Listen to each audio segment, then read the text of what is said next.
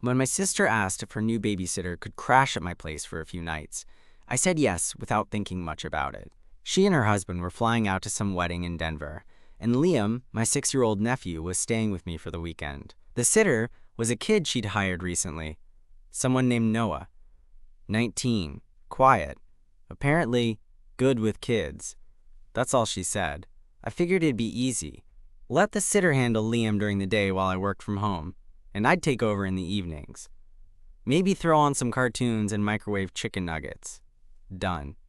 So when Noah showed up on my doorstep that Friday morning, I wasn't expecting that. He was skinny. Like, real skinny. Pale. Like he hadn't seen sunlight in months. His hoodie was way too big for him, the sleeves swallowing his hands. He had this shaggy mop of brown hair that hung in his eyes, and when he looked up at me, he flinched a little, like he thought I might yell at him. "Hey, I'm Noah," he said quietly, not quite meeting my eyes. I blinked. "Right, come in." He stepped inside slowly, clutching a duffel bag like it held his entire life. Maybe it did. The plan was for him to sleep on the pull-out couch, but when I offered to show him around, he just nodded and mumbled, "I'm fine, thanks." Liam, on the other hand, lit up when he saw him. "Noah!" he yelled, running in from the kitchen. "Look, I got my Legos out already." That was the first surprise. Noah dropped his bag and knelt down, suddenly alive in a way he hadn't been before. "Whoa, look at that spaceship. You built that?" They were on the floor together within a minute, heads bent over colorful bricks, like flipping a switch. I stood there awkwardly in the doorway, suddenly unsure what to do in my own apartment. I didn't expect much from Noah that weekend. Thought he'd be the quiet type, maybe awkward around adults, good with kids but hard to talk to. But what stood out that first night wasn't his silence. It was how he avoided everything. He never sat on the couch, ate standing up in the kitchen, flinched when my hand brushed past his reaching for a glass. And when I offered him a blanket before bed, he froze like I'd said something personal. "I'm good," he said. "Thanks." By Sunday night, I couldn't ignore it anymore. Liam had gone to bed early after a long day at the park. I was in the kitchen, rinsing a plate, when I heard movement behind me. It was Noah. Barefoot, hoodie sleeves pushed up slightly, revealing a constellation of old scars along his wrist. He was reaching for the kettle, but his hand was shaking. "Hey," I said softly. "You all right?" He froze. I waited. Then, without turning around, he said, "You don't have to pretend to care." His voice was flat, practiced. Like he'd said that 100 times. I swallowed. "I'm not pretending." That made him glance over his shoulder, just briefly. His eyes weren't angry, just tired. "I've been in worse places than this," he said quietly. "I'm used to it." And that was the moment I realized I didn't know anything about this kid. Not where he came from. Not what he'd been through. Not how someone so good with a child could be so completely closed off to himself. I just knew he wasn't what I expected. Not even close. Noah went to bed not long after that moment in the kitchen, or at least, he disappeared into the living room and curled up on the pullout with his hoodie over his face, earbuds in. I stood in the hallway a while after, just watching from a distance. The light from the kitchen cast a soft glow across the apartment, and I could just make out the rise and fall of his chest. He was so still, almost too still. I thought about asking him something more, something real, but I didn't want to push. Instead, I went to bed and lay awake longer than usual. I couldn't stop thinking about how quickly he'd shut down, about what he'd said. You don't have to pretend to care. Not, you don't have to care. Pretend. That word stuck with me. Like maybe he'd been around too many people who acted kind, only to pull it away once they'd gotten what they wanted. Like he didn't believe anyone meant anything they said anymore.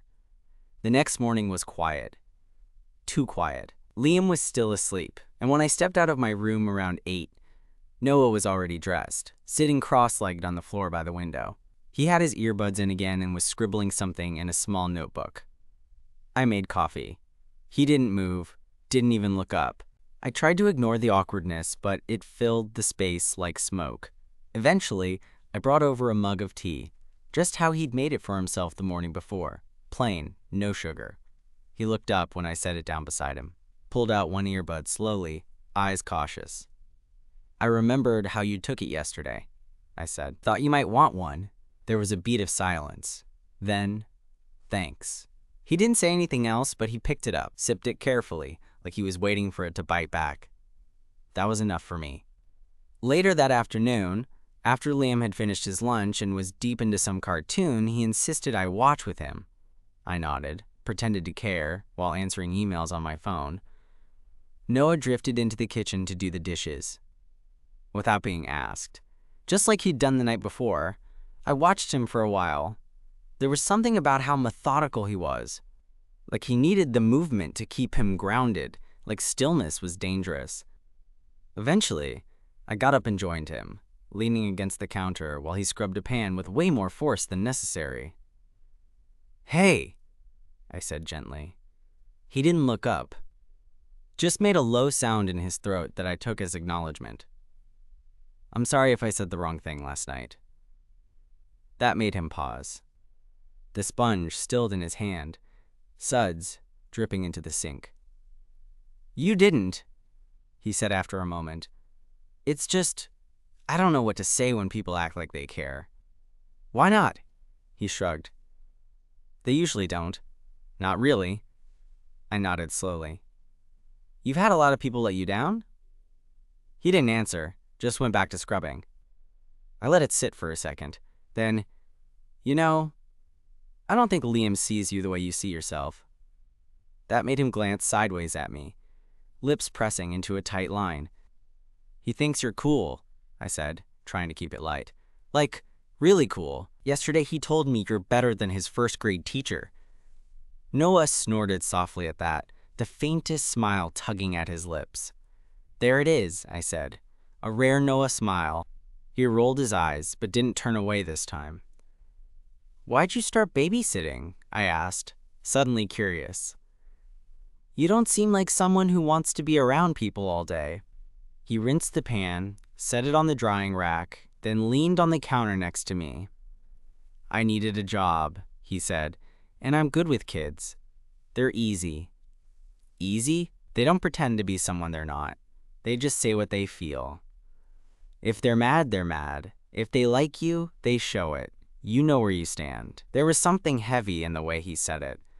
Like, he wasn't just talking about Liam anymore. "And adults?" I asked. He looked down. "Adults lie." He said it so plainly, so matter-of-fact, like it wasn't even worth debating. I didn't know what to say to that. So I didn't try to fix it. I just stood there beside him, not saying anything, letting the silence be enough. That night, after Liam had gone to bed, I brought out a small box of old puzzles, stuff from when I was a kid, still sitting in the hallway closet. I asked Noah if he wanted to do one. To my surprise, he nodded. We sat on the floor in the living room, the quiet hum of the fridge, the only sound in the apartment. I thought maybe he'd go right back to silence, but instead he surprised me again. "You said you work from home," he said, eyes scanning the puzzle pieces. "What do you do?" "I'm a UX designer," I said. "I help build interfaces, apps, websites, that kind of thing." "Is it boring?" I laughed. "Sometimes, but sometimes it's like solving a riddle, trying to make something that works and makes sense to people." He nodded slowly. "Like a puzzle." "Exactly." He looked down at the half-formed picture in front of us. "I like puzzles." We worked in silence for a while after that, but it didn't feel awkward anymore. Just quiet. Eventually I said, "You don't talk much about yourself." He didn't look up.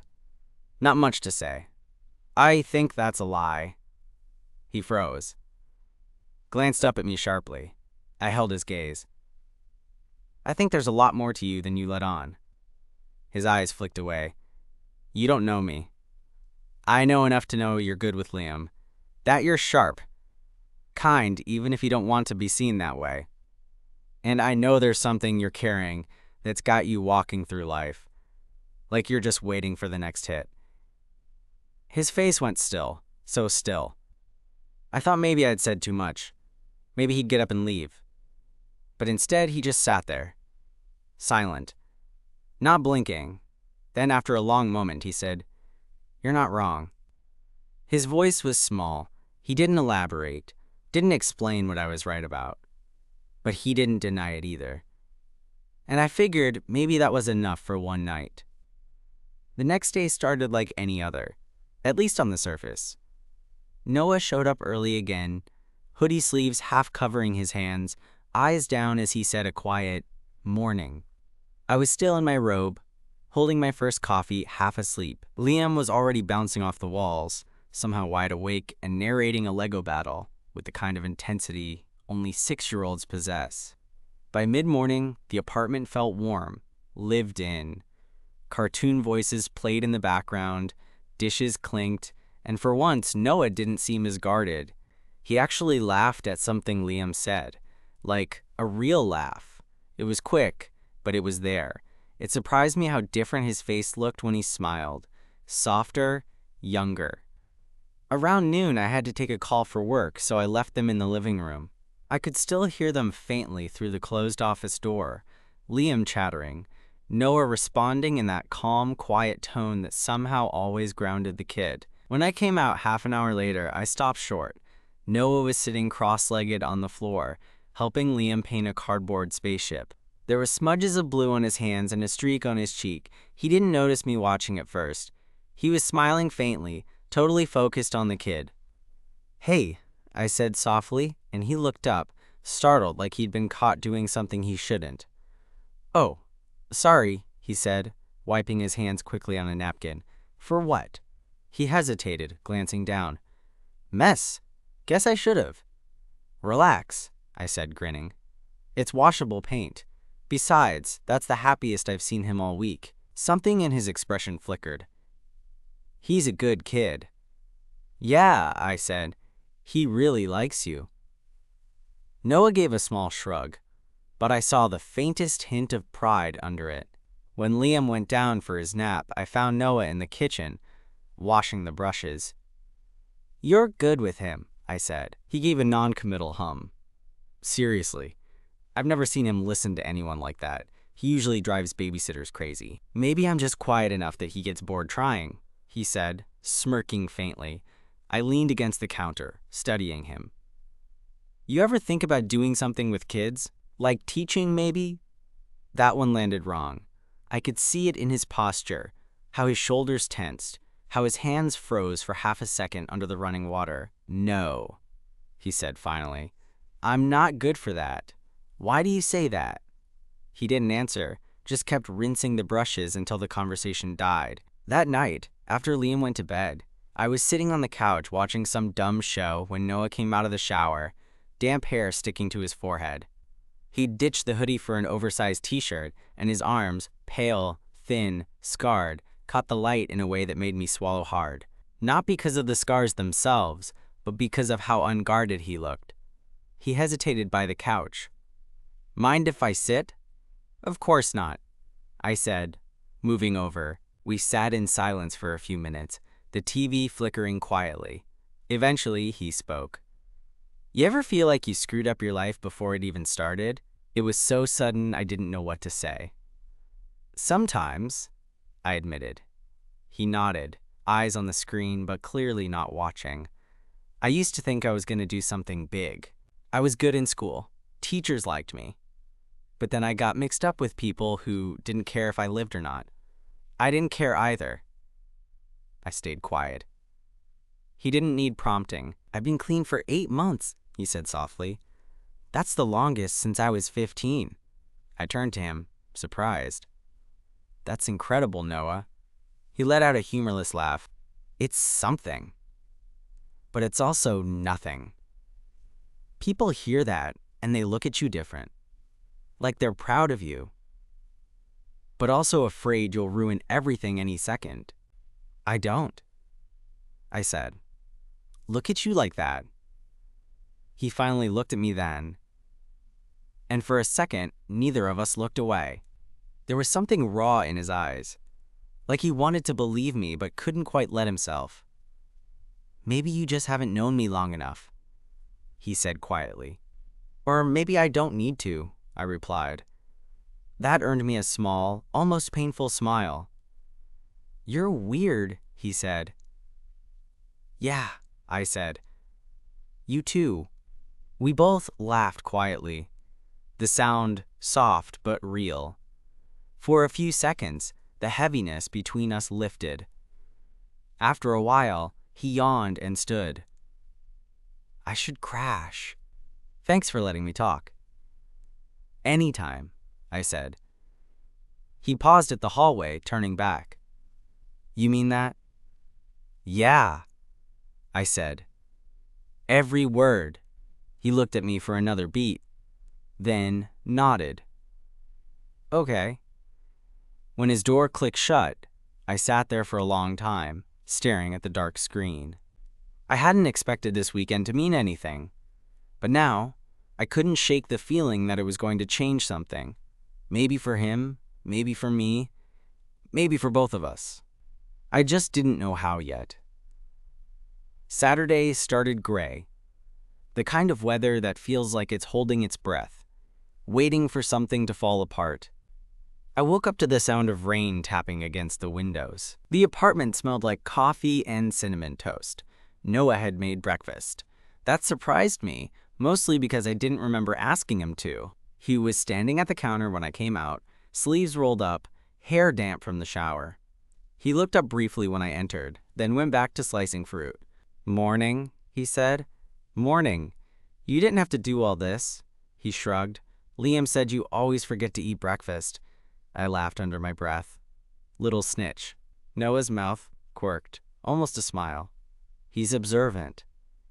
We ate together while the rain picked up outside, the kind of steady downpour that makes the whole world sound distant. Liam was busy with cartoons, and for once, the apartment felt warm, calm, like a home instead of a temporary setup.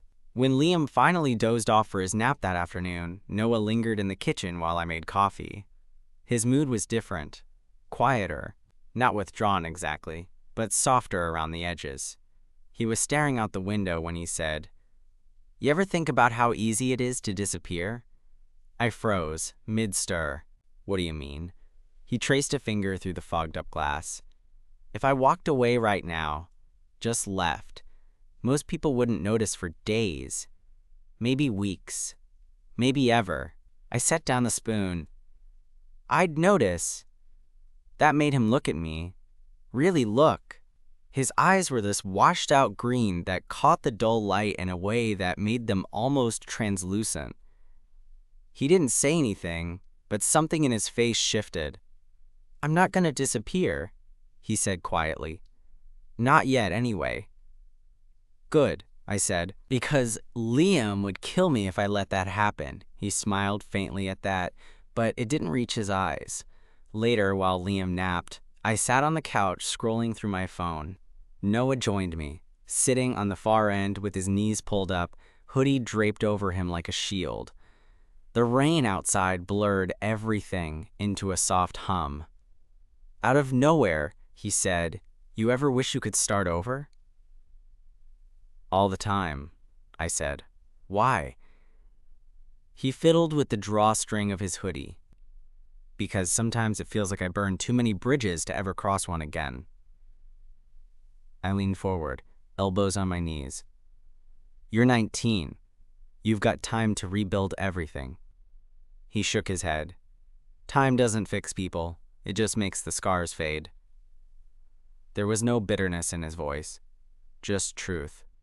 I wanted to ask more, to dig into what had happened, but he looked so fragile in that moment, like a single wrong question might send him collapsing inward. So instead, I said softly, "You're still here. That's what matters."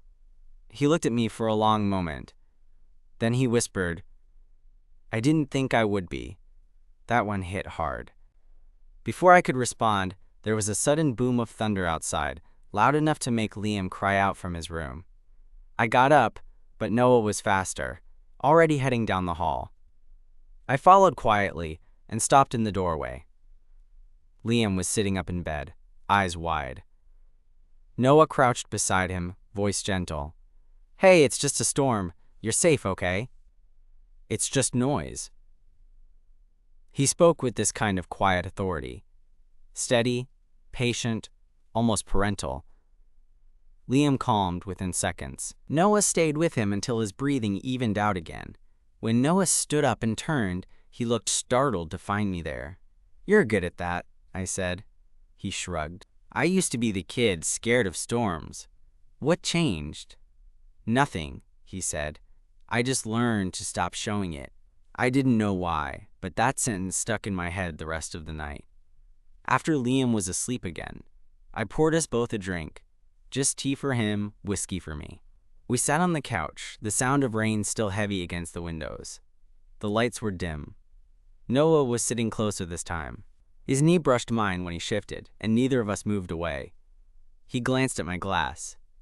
"You always drink when it rains?" "Only when it feels like the world's closing in," I said. He nodded slowly, eyes flicking down. "Yeah, I get that. You don't drink anymore, right?" He gave a dry laugh. "Can't afford to. One wrong night, and I lose everything I've built." "What have you built?" I asked softly. He thought for a long time before answering. "A little bit of peace, enough to breathe." I looked at him then. Really looked. The hollow beneath his cheekbones, the way he twisted his sleeve when he was anxious, the faint tremor in his fingers. He wasn't just wounded. He was trying, desperately, to live. "I'm glad you're here," I said quietly. He didn't answer right away. Just stared into his tea, then whispered, "I don't usually stay anywhere long enough for someone to say that." And for the first time, I saw him fight it. Fight the instinct to pull away, to deflect, to retreat into silence. Instead, he stayed. The storm outside didn't let up until past midnight. By then, Liam was asleep, the city lights muted through the wet glass. Noah was still on the couch when I came back from checking the windows. He looked half asleep, hoodie draped loosely around him, hair falling into his face. I sat down beside him. The room smelled like rain, and something faintly like soap from his hoodie. For a long moment, neither of us spoke. Then he murmured, voice barely audible, "You make it feel quiet in a good way." I didn't know how to answer that, so I didn't. I just let the silence settle around us, heavy and warm. Outside, the storm kept going, but for the first time, it didn't feel like something breaking. It felt like something beginning. Sunday morning came quiet and slow. The storm had passed, leaving behind a gray stillness that felt heavier than the rain itself. The air smelled faintly of wet pavement and coffee. I woke up to the sound of soft voices in the kitchen, Noah's low murmur and Liam's small laugh. When I walked in, they were sitting together at the table. Noah was showing him how to make pancakes in shapes. Badly, but Liam didn't care. The pan sizzled, the air warm with butter and sugar. It felt like something domestic, something whole. For a moment, it almost felt like a family. I leaned against the doorway, watching. Noah caught me looking and flushed slightly, his usual awkwardness slipping back into place. Hope it's okay," he said, gesturing to the stove. He wanted to help. "More than okay," I said. "Smells great." Liam looked up, grinning. "Noah made a dinosaur." "It's a deformed lizard." Noah corrected, deadpan. Liam giggled. It was such a small, ordinary moment, but something about it hit deep. The way Noah's voice softened when he talked to Liam. The way his hands steadied when he focused on something simple. For a guy who claimed to be broken, he carried himself with more gentleness than most people I knew. After breakfast, Liam went off to build a fort in the living room. I started to help with the dishes, but Noah stopped me. "I got it," he said, rolling up his sleeves. "You don't have to do everything, you know." He shrugged.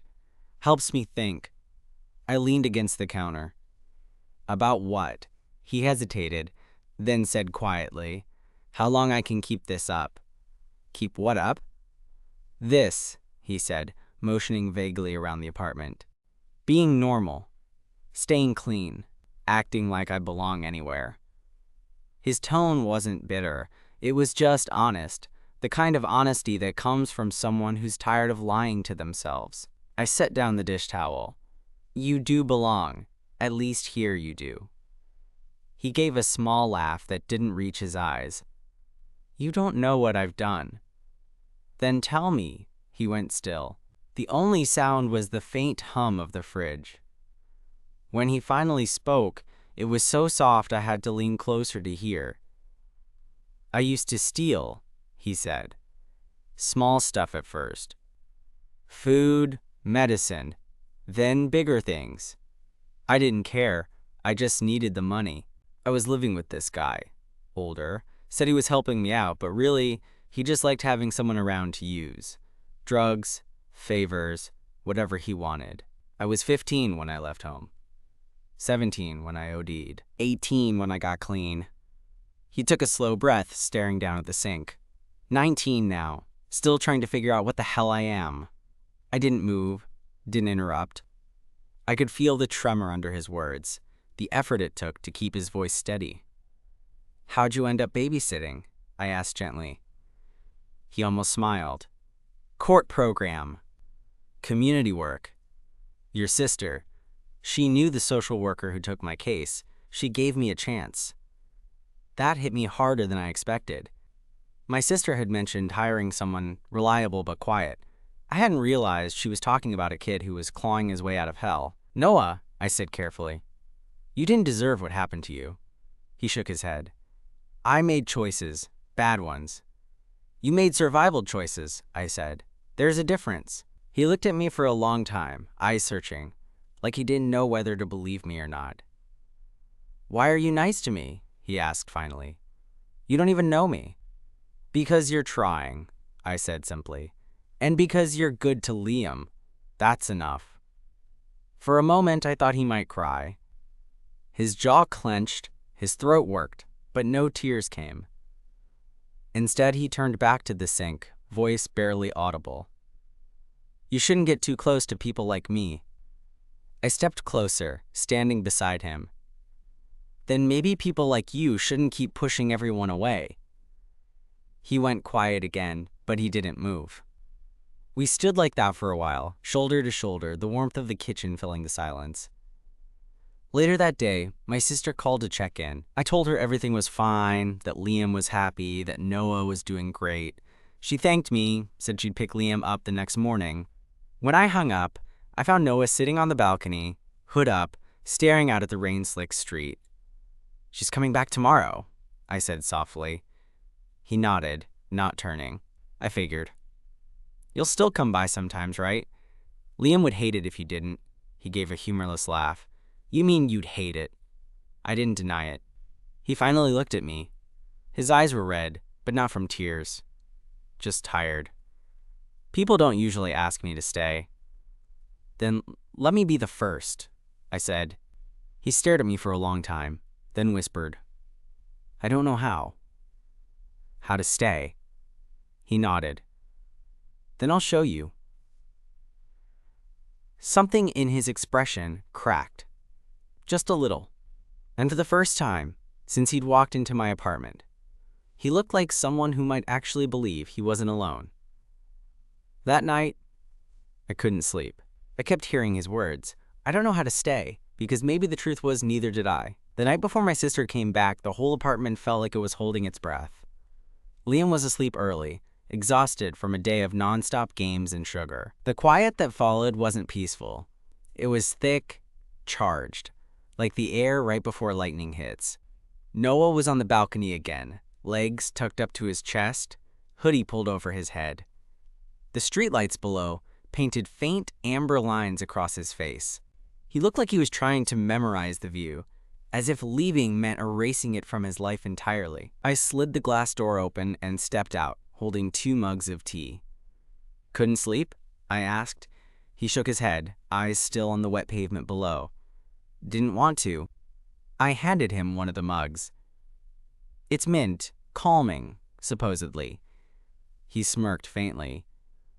You drink this every night? Only when I don't want to think too much.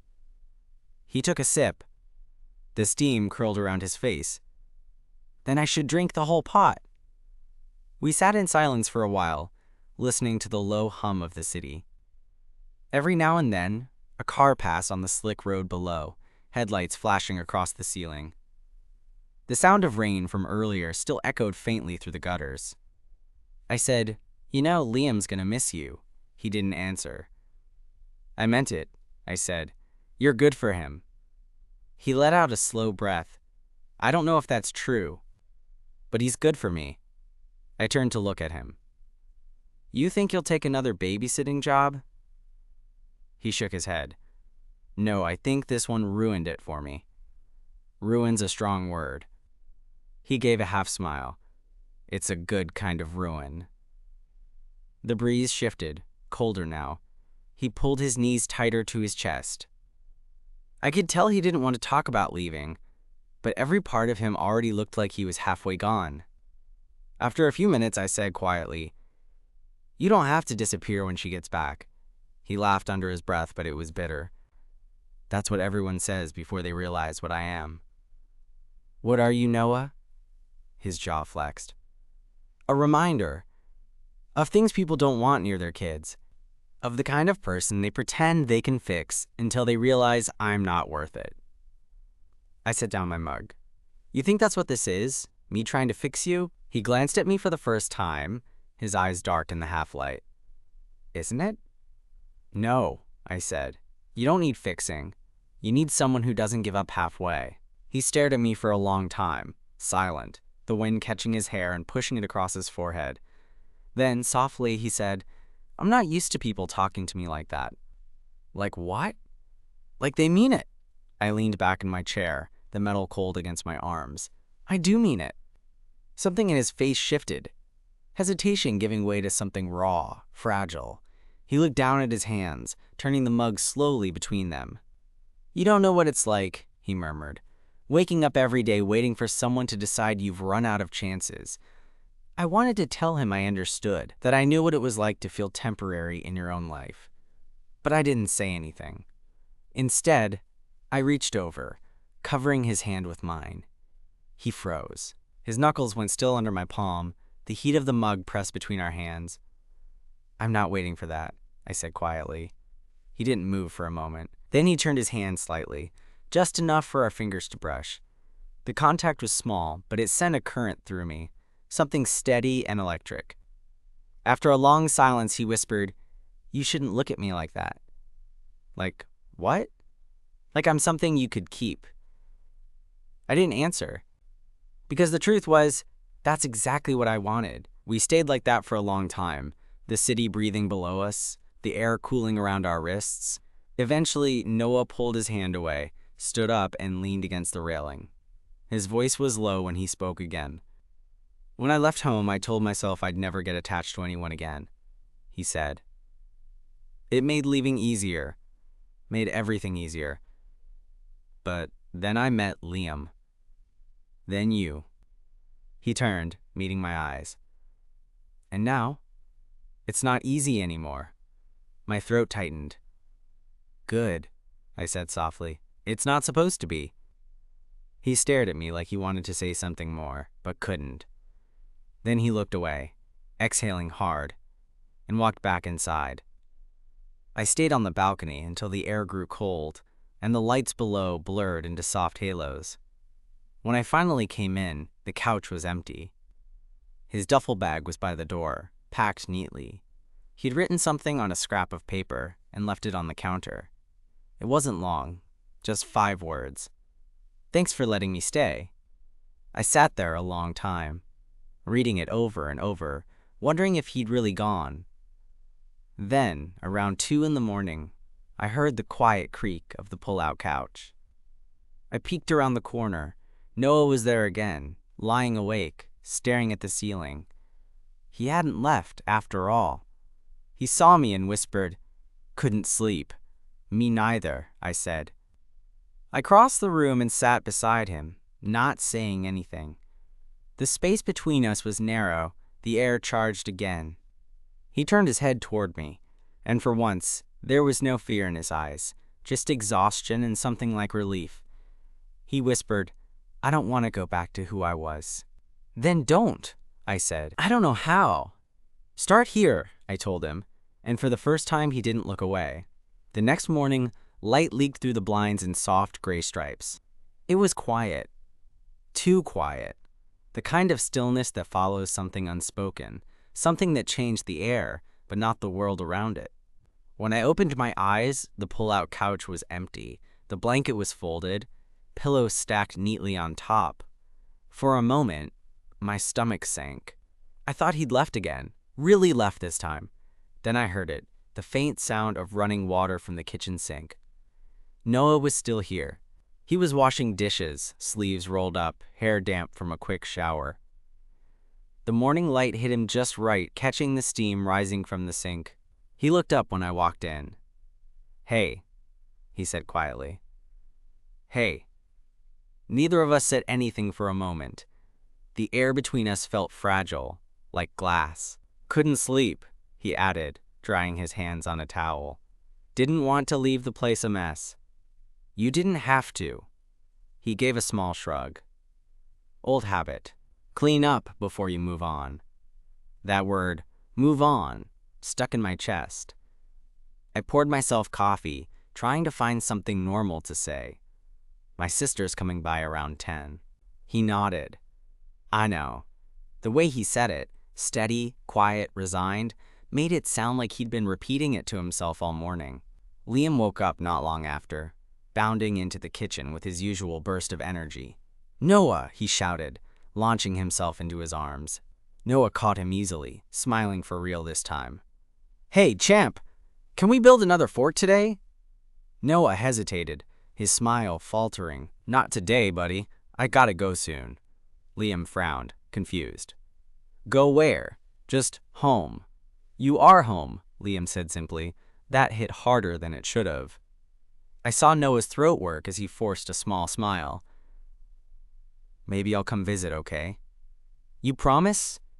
He hesitated just a second too long before nodding. "Yeah, I promise." After breakfast, I let them have their time. I busied myself cleaning up, pretending not to watch, as Noah helped Liam pack his bag, as they said their quiet goodbyes in the doorway. When the car horn finally sounded from outside, my sister's SUV pulling up, Liam threw his arms around Noah's waist one last time. "You'll come back, right?" "I'll try," Noah said softly. I carried Liam's backpack to the car while Noah lingered behind. My sister got out, sunglasses perched on her head, smile easy and oblivious. "Hey, you survived," she laughed. "Barely," I said, forcing a grin. Liam was great, as usual, and Noah was incredible. She smiled at him. "Told you he was good. Quiet, but dependable." "Yeah," I said. "He's more than that." She didn't notice the weight in my voice. She just thanked him, handed him a small envelope, payment, and told him she'd be in touch for future weekends. He accepted it with a polite nod, but his fingers trembled slightly as he slid it into his hoodie pocket. When the car pulled away, leaving just the two of us standing on the curb, the silence came rushing back. "So," I said, "you going somewhere after this?" "Not sure yet," he said. "Got a few options." "Do you?" He half smiled. "Not really." We stood there for a moment, neither of us moving. The morning sun was breaking through the clouds now, warm and too bright. "You could stay here a few more days," I said, trying to sound casual. "I mean, until you figure things out." He shook his head slowly. "You've done enough." "It's not about that." "I know." He looked down, scuffing his shoe against the pavement. "But if I stay, I'll start thinking I can, and that's dangerous for me." I swallowed hard. "Maybe it's not dangerous. Maybe it's what you need." He looked up at me then, eyes glassy with something he was fighting to hide. "You don't understand," he said softly. "When people like me find something good, it doesn't last. It scares me more than losing it." The words hung there between us, heavy and true. I wanted to tell him he was wrong, that good things can last, that I'd prove it if he just gave me the chance. But the look in his eyes stopped me. It wasn't that he didn't want to believe. It was that he didn't know how. He took a shaky breath. "Thank you for everything." I nodded, not trusting my voice. He started to turn, then paused. "Hey," he said quietly. "Last night, you said start here." I met his gaze. "Yeah." He stepped closer, just a few inches away, close enough that I could see the faint stubble on his jaw, the freckles hidden under the tiredness. "I don't know if I can," he said, "but I want to." I nodded slowly. "That's enough." For a moment, neither of us moved. The morning sounds filled the space between us. Distant cars, a barking dog, the rustle of leaves. Then Noah leaned in, not quite a hug, not quite anything else, just a quiet press of connection, a moment of stillness that said what neither of us could. When he stepped back, his eyes lingered on mine for a beat longer than they should have. Then he smiled, small and real. "I'll call," he said. I didn't say promise me. I just nodded. And then he walked away, backpack slung over his shoulder, disappearing down the street. For a long time after, I stood there, coffee cooling in my hand, watching the space where he'd been. The apartment felt emptier when I went back inside. His mug was still on the counter, a ring of mint tea at the bottom. I picked it up, ran my thumb over the rim. He'd said he wanted to start here, and somehow I knew he meant it. 3 weeks passed. The apartment felt too big again, too quiet in the wrong ways. The days slipped by in a kind of blur. Work, laundry, errands. All the little habits that fill space, but not the silence. Liam called sometimes from my sister's place, asking when his Noah was coming over. I never had an answer that felt good. "Noah's busy," I'd say. But he said hi. It wasn't a lie. At least I hoped it wasn't. I didn't expect to see him again. People like Noah didn't loop back. They drifted. They left quietly, like smoke through a crack in the window. I told myself that was fine, that what we'd shared was small but meaningful. Still, some nights I'd catch myself glancing at the balcony where we'd sat that last night, half expecting to see him there, hoodie pulled up, steam rising from a mug he'd never finished. It was a Thursday when he showed up again. I'd just gotten home from work, rain still clinging to my jacket, when there was a knock on the door. When I opened it, he was standing there. Same hoodie, same duffel bag, but something about him was different. His eyes were clearer. The faint slump in his shoulders was gone. He looked steadier. "Hey," he said quietly. I froze. "Hey, can I come in?" I stepped aside without answering. He walked in like he was afraid the place might not remember him. His eyes scanned the living room, the guitar in the corner, the pull-out couch still folded up. "You look better," I said. He shrugged, setting down his bag. "I feel, I don't know, not fixed, but less broken maybe." "That's something," I said. He nodded, glancing at me. "I've been at a halfway program. Residential. Volunteering at this after-school center. It's part of the deal, but I like it." "That's great, Noah. Really." He rubbed the back of his neck, almost shy again. "Your sister called me last week. Said Liam keeps asking for me. Thought I'd stop by, see if that's okay." "Of course it's okay." We stood there, both unsure what to do with the space between us. Finally, I motioned toward the kitchen. "You want tea?" His mouth twitched into a small smile. "Mint?" "Always." As the water boiled, he leaned against the counter the same way he had that first week. Except this time, he wasn't avoiding my eyes. He was watching me, calm and deliberate. When I handed him the mug, our fingers brushed. Neither of us moved away. He said softly, "You kept my mug." I glanced down.